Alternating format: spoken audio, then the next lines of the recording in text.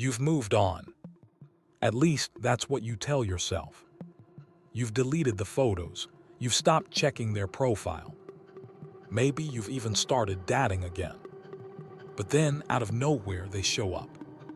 Not in person, but in your mind.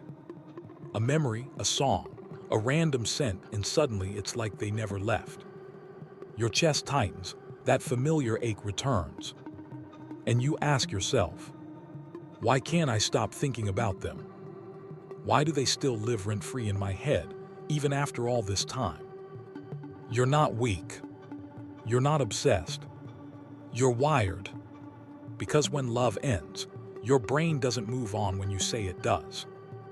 It moves on when it feels safe to let go. And that's a much deeper story, one written in the language of memory, emotion, and survival. Here's the first truth. Love and memory share the same neural highways. When you fall for someone, your brain releases dopamine, oxytocin, and serotonin, while storing those emotional experiences in the hippocampus and amygdala, the regions responsible for emotional memory. Every time you saw them smile, every late-night talk, every intimate moment, your brain recorded it with chemical emphasis. It marked them as important for survival. So even after the breakup, your mind doesn't treat them as past. It treats them as relevant. When you smell their perfume, hear a song you shared, or revisit a place you went together, your brain lights up those same neural circuits. It's not nostalgia, it's reactivation.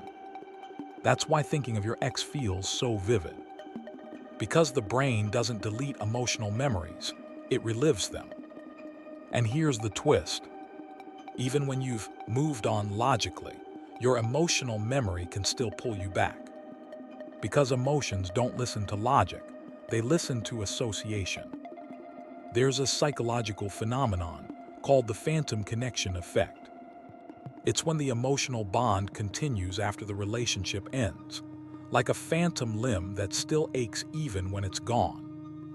Your brain had learned to regulate emotion through that person. Their presence lowered stress hormones, their voice created calm, their affection validated your worth. When they leave, the emotional wiring doesn't just vanish. Your nervous system still searches for them, like radar looking for a lost signal. So even after moving on, a part of your brain still expects their presence in moments of stress or loneliness. That's why they appear in your thoughts when you're tired, anxious, or emotionally low. Your subconscious is simply reaching for what once brought comfort. It's not love anymore, it's pattern recognition. Your mind is replaying what once worked to keep you emotionally balanced. Think of it like this. Your ex is no longer a person in your life, but there's still a neural imprint in your brain. And until those circuits are reprogrammed, your thoughts will keep echoing their name. Even when the relationship ends, your brain's reward system doesn't immediately stop expecting dopamine. This is where it gets cruel. Every time you think about your ex, your brain releases a small burst of dopamine, the same chemical that once bonded you to them. So thinking of them feels rewarding, even though it hurts. That's the dopamine loop. It's why heartbreak can feel addictive. You crave the thought of them, even if it brings pain, because it triggers a familiar chemical reaction. The more you feed that loop, checking their profile, rereading old texts, replaying what-ifs, the stronger the neural pathways become. Your brain keeps learning, thinking of them equals comfort. The truth, you're not stuck on your ex. You're stuck on the feeling your brain associates with them. And unless you consciously interrupt that pattern, the loop continues, turning love into obsession and memories into emotional traps. Healing doesn't happen when you forget them. It happens when you retrain your brain to find peace elsewhere. The key is to replace, not erase. Because the brain doesn't simply delete emotional connections, it rewires them through new experiences. Hear what that means in practice. 1. Create new emotional anchors.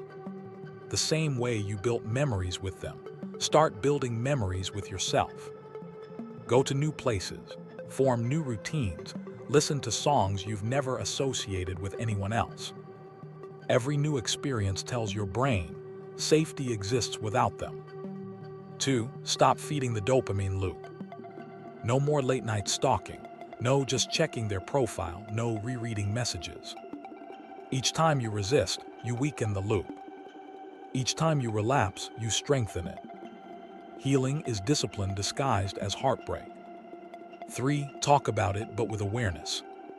Journaling or therapy helps move emotional memories from the limbic system, where pain lives, to the prefrontal cortex, where logic and understanding reside. In short, you stop feeling the memory and start understanding it. 4. Rebuild your self-worth.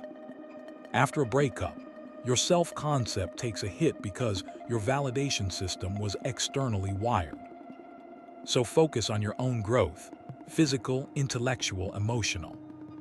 Every small act of self-discipline rebuilds confidence, and every new passion rewires the brain toward you.